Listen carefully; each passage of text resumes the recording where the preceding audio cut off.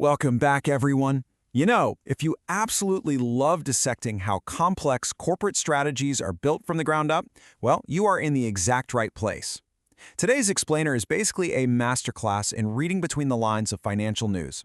We're going to take a single, highly dense sentence, seriously, the kind of financial headline that usually puts people right to sleep, and completely deconstruct it.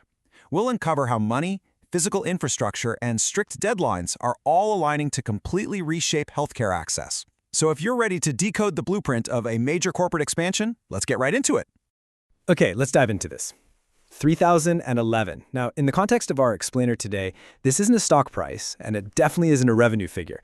This number represents physical hospital beds. It represents literally thousands of individual points of care, thousands of patients, and just a vast, vast footprint in medical infrastructure.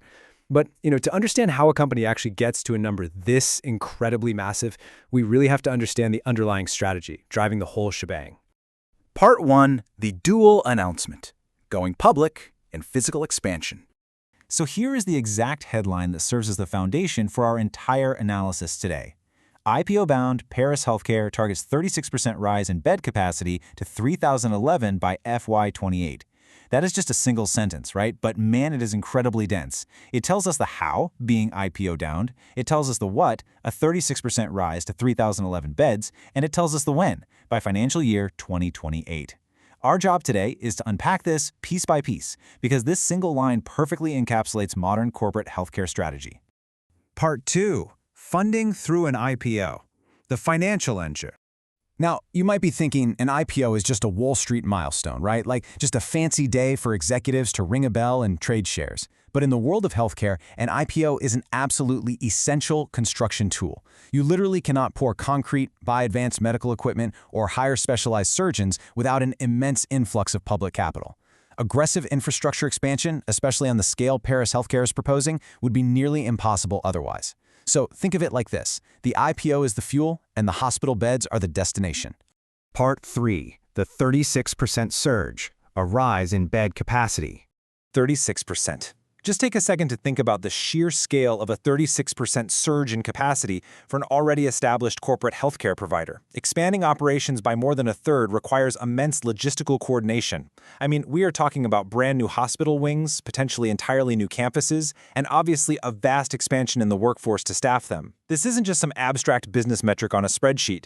A 36% increase directly translates into broadened patient access and a significantly expanded business footprint across their target regions. It's a real game changer.